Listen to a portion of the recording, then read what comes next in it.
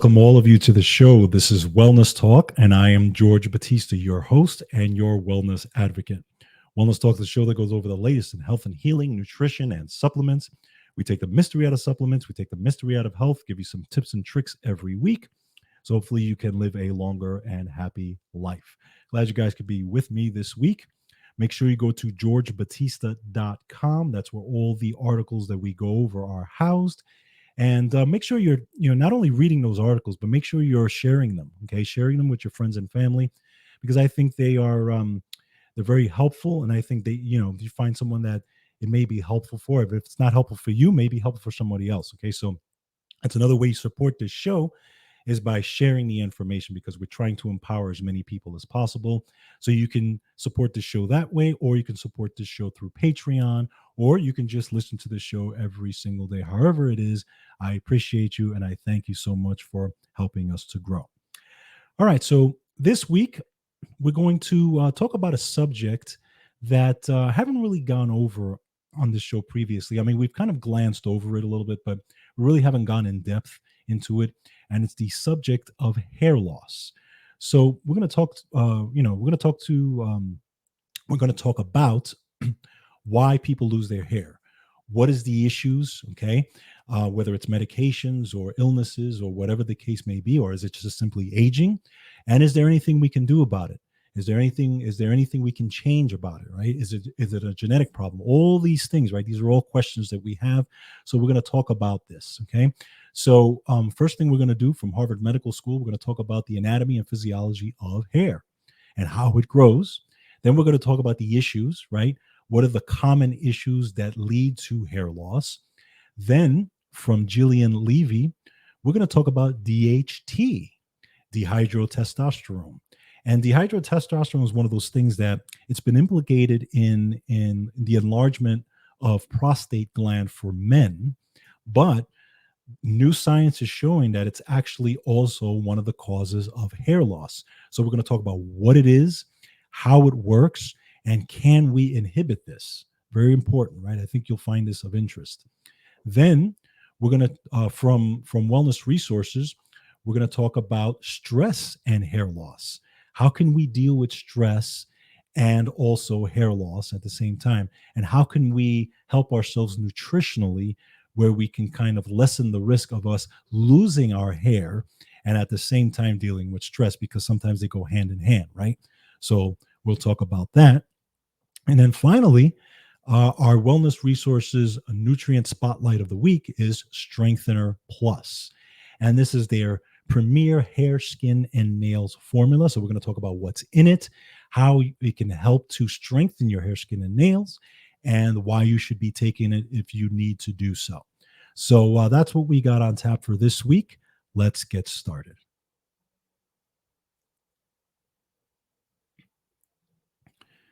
All right, so from Harvard Medical School, the anatomy and the physiology of hair.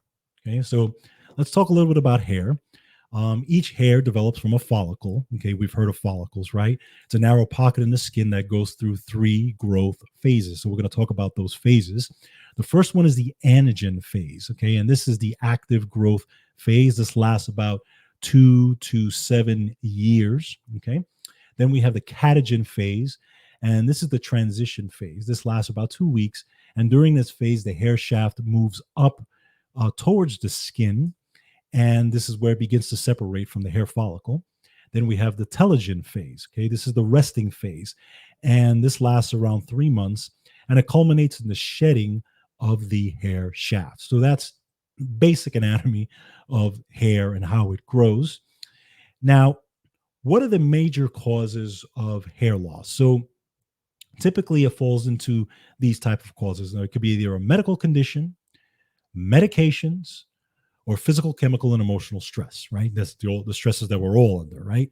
So let's talk about each of those. So first of all, let's talk about the chemical, physical, and emotional stress. So according to Harvard Medical School, medically, hair loss falls into several categories, including telogen effluvium. That's the main category. And this common form of hair loss happens 2 to 3 months after a major body stress. So for example, if you go through something very, very stressful, like a prolonged illness, if you're dealing with a really bad chronic illness for a long period of time, right? Or a major surgery, okay, or serious infection.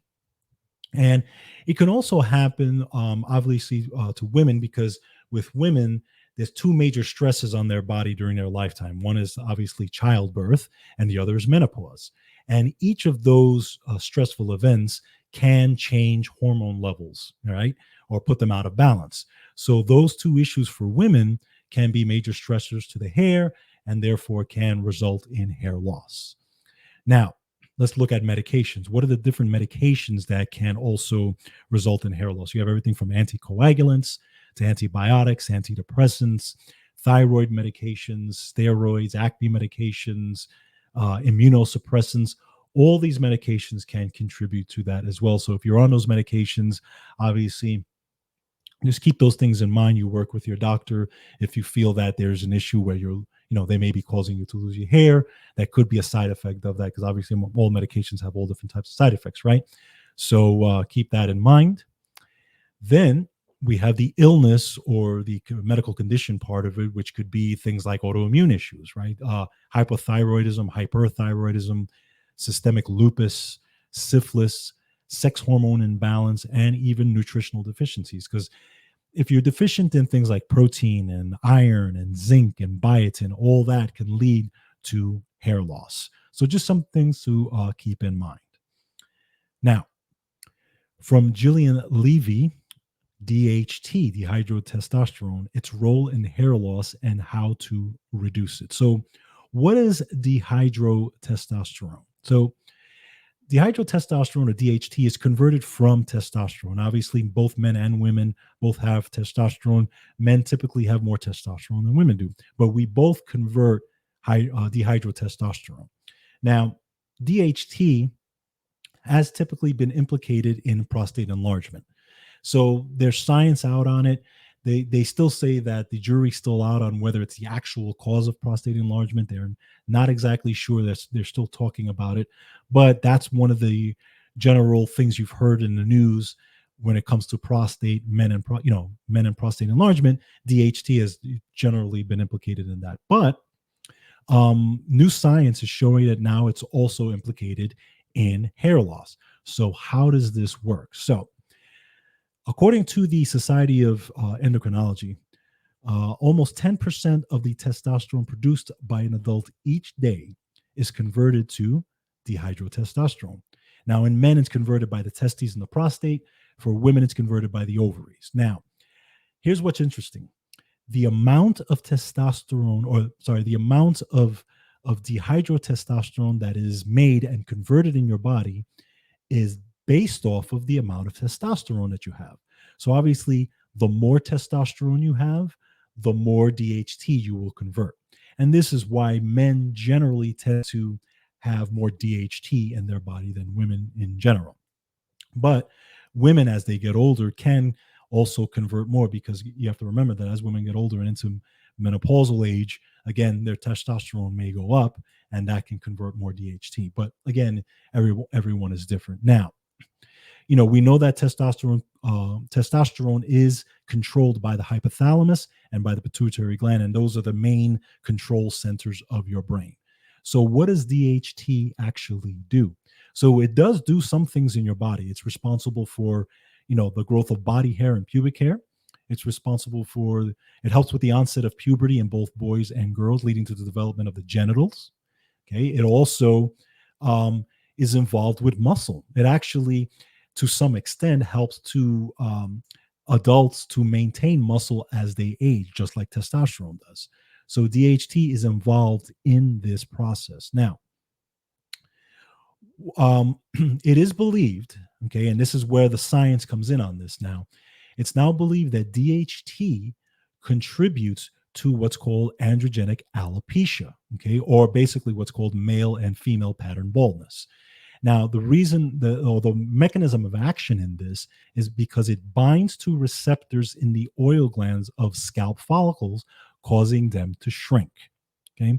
Now, how does it do this? Well, in order for DHT to be converted from testosterone, it needs an enzyme, and this enzyme is called 5 alpha reductase enzyme. So what this enzyme does is it actually causes follicles to miniaturize and shortens their lifespans, eventually causing them to stop producing hair altogether. And by the way, this enzyme is stored inside of hair follicles, on the oil glands of hair follicles. So that's the mechanism of action that they've seen. Okay. But they're saying that this is the main culprit of hair loss in these situations.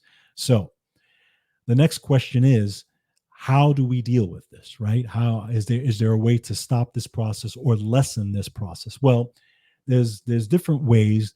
They have what's called DHT blockers, and these are generally available by prescription. Okay, and what these blockers do is they actually help to stop the DHT from binding to the 5 alpha reductase receptor in the hair follicles. In other words, helping them to remove DHT from the scalp. That's the mechanism of the blocker. Now, these blockers, you may have heard of them. Propecia is one of them. Proscar is the other one. They're generally taken by mouth.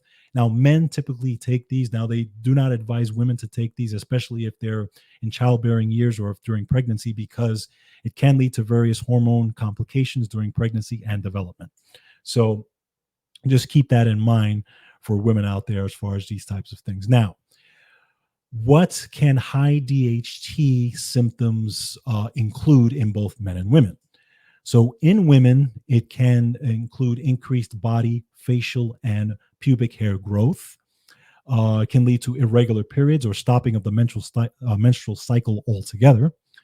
It can lead to the development of acne, often in the chin, jaw, and the back. And it could also lead to abnormal changes to the genitalia. Now, for men, it can lead to delayed onset of puberty, reduced pubic hair and body hair in general, and abnormal development of the genitals in the womb. Okay, so these are things that these are general symptoms of high DHT, both men and women. So, are there things we can do to stop this process? So, besides the DHT blockers that we talked about by prescription, there may be mechanisms whereby you can ingest, whether it's supplements or food. The evidence is iffy on this, but we'll mention those as well. Obviously, things that contain zinc, antioxidants lycopene, and the amino acids L-lysine, high fiber foods, biotin, and many foods that contain proanthocyanins may be capable of inhibiting DHT to some extent. But again, the science is not absolutely 100% clear on this. So, but what foods can contain that? So you want to take a look at tomatoes, watermelons, carrots, mangoes, nuts and seeds, wheat germ, greens and spinach, Swiss chard and kale, bananas, eggs, fish like mackerel, sardines, tuna, salmon, all these things, and anything that has really high antioxidant status. Okay, so all of these have been shown and they've been studied to possibly stop DHT, from binding. But again, we don't know for sure, but you know what? It's worth a try either way. So just some science on DHT and the science behind baldness. I'm sure they will come out with more science on DHT and maybe even more stuff on how it works, and maybe things that can work even better than the blockers. But just something to keep in mind when it comes to this whole process. Next, from Wellness Resources, stress causing hair loss, protect and fortify with nutrition. Okay, so we're going to talk about how nutrition and go a little bit deeper into nutritional answers for this type of thing. So now we talked about the mechanisms of hair growth and the phases of the actual hair growing. So now let's take a step back for a second and take a look at the two main phases of hair. Okay, we have what's called the pre-emerging hair growth, and we have the post-emerging hair growth. Now, the pre-emerging hair growth is obviously what hasn't grown yet, right? What's still inside the scalp or the follicles, that type of thing. Okay. So that can be affected by oxidative stress. Okay. So it's influenced by genetics, sex, age, hormones, and signals from your brain, including thyroid, also adrenals, overall health, blood supply to the scalp, and nutritional status. Now, oxidative stress to pre emerging hair comes from smoking, UV radiation, inflammation from chemicals, toxins, germs, irritants, and stress hormones. Now, let's talk about post emerging hair and oxidative stress. So, post emerging hair is basically the hair on your head, okay? And it's affected by things like weather, exposure to sunlight, hair care habits and treatments, as well as conditions of your scalp. So, think about it as like, do you use curling, women, do you use curling irons? Do you use coloring, bleaching in your hair, straightening? Do you use the hair dryer? All these things obviously play a role in oxidative stress when it comes to the hair that's actually on your hair or the post emerging hair. Okay. Now, what about age and hair growth? So, hair production also goes through cycle or cyclical patterns of rest and growth. So, with age, hair follicles spend more time in the resting phase than the growing phase. So, higher oxidative stress levels cause the hair shaft to become shorter and finer, and the hair follicles again shrink. And again, DHT probably has a lot to do with that as well, which makes it fall out sooner. Okay, so again, and also, by the way, premature graying of the hair is also related to increased levels of oxidative stress and mitochondrial load. Mitochondria has something to do with this as well. So, what are the nutrients? What are the things that we need to help with this process, or try to help keep things as healthy as possible? Obviously, we want to look at the things that anything that deals with oxidative stress can also deal with the hair, right? So we're going to look at vitamin D. We're going to look at A, C, E, and B vitamins, biotin, zinc, copper, calcium, magnesium, selenium, and silica. All these things are important. Other things like saw palmetto. Saw palmetto, by the way, is also used for prostate support as well. Ginseng and resveratrol. All these things are great. Okay, but another thing these nutrients do is they provide a variety of support, such as blood flow to the scalp. They provide a substrate for growth, and they also provide antioxidant protection to the hair follicle and the surrounding tissues. Now, also, there have been case reports that show evidence of coenzyme Q10 protection against drug-induced side effects of hair loss related to mitochondrial damage. Coenzyme Q10, think about that. Now, iron is huge in this process. So you want to make sure that your iron status is optimal, okay? Because it is required for hair growth, and iron is one of the most common nutrient deficiencies in the world, okay? So make sure your iron is as optimal as possible. Now, excuse me. Other things that you can use from wellness resources as far as just strengthening your overall hair, your scalp, and your hair, skin, and nails. Okay, so we have Sulfur Plus, we have Beauty, we have Strengthener Plus, which I'm going to talk about in a few minutes anyway. We have Performer Plus, Saw Palmetto, Resveratrol Ultra, and Super Coenzyme Q10 Ubiquinol. Okay, so those are top choices when it comes to stress and the hair. Now, obviously, you can also take a look at thyroid helper and adrenal helper and stress helper. Again, if you're dealing with a thyroid issue or adrenal issue, those supplements can support that. And then also take a look at, are you absorbing the nutrients, right? So if you are having intestinal problems, if you are having poor digestion or malabsorption, then obviously you want to take a look at the digestive enzymes. And because again, if you're not ingesting all these nutrients, then it's not going to, obviously you're not going to get the benefit from these nutrients. So make sure your digestion is up to par. So those are things you can take a look at. Obviously, you go to wellness resources, myvitaminresource.com, and you can take a look at any of those supplements if you want to check them out. All right, finally, our nutrient spotlight for the week. We have the zinc formula for hair, skin, and nails. It's called Strengthener Plus from Wellness Resources. Now, this formula is fantastic because it's a special zinc formulation with important cofactor nutrients. And this is, again, where Wellness Resources really shines, because they make sure in all of their formulas they have all the cofactors involved. Because a lot of people tell me, a lot of people ask me, actually, can I just take zinc? Can I just take silica? Can I just take this or that for this issue, or whether it's for hair or whatever it is? And it just doesn't work that way. You need the cofactors for not only just absorbability, but you need them because everything works with everything else. These are just all pieces to the larger puzzle. It's just like I always talk about when you bake a cake, you don't just use one ingredient, right? You use a lot of different ingredients. Otherwise, if you just used one ingredient, the cake would not grow properly. So think about the nutrition in the same aspect. So this formula contains MSM sulfur, it contains copper, it contains B6, and it contains bamboo extracts providing silica. Now, MSM sulfur is a helpful mineral for hair, strength, and skin. And by the way, it works synergistically with zinc in these areas. Okay. Now, zinc is required for MSM sulfur to work properly in the formation of healthy body structures. Okay.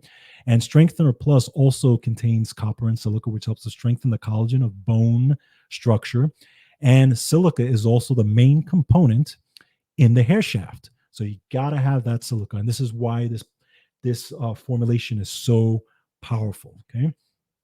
So also zinc, and we talked about thyroid. So if you're dealing with a thyroid issue, for example, zinc is imperative in the thyroid process, right? Because it also helps with the conversion of thyroid. It also helps with making sure that the thyroid gland is working properly. So you need that to help with the thyroid process, but at the same time, it works for helping to strengthen the hair, skin, and nails. So it has a dual effect when it comes to this. So if you're dealing with a thyroid issue and hair loss, zinc and a formula like this is fantastic for. So again, check out Strengthener Plus from Wellness Resources. Again, go to myvitaminresource.com. I think you will see, and again, read through it yourself because everything is transparent. Read all the ingredients they have, and I think you will be thoroughly impressed by what it has and also what it can do. So check it out. Okay, so all right, so that's what we have on tap for this week. Thank you so much for joining me this week. Again, thank you for your support. GeorgeBatista.com. As always, check out all the information we go through and that we post on there. It's growing day by day. I appreciate you guys. Make sure you take care of yourselves and each other. And as always, take control of your health. Bye-bye now.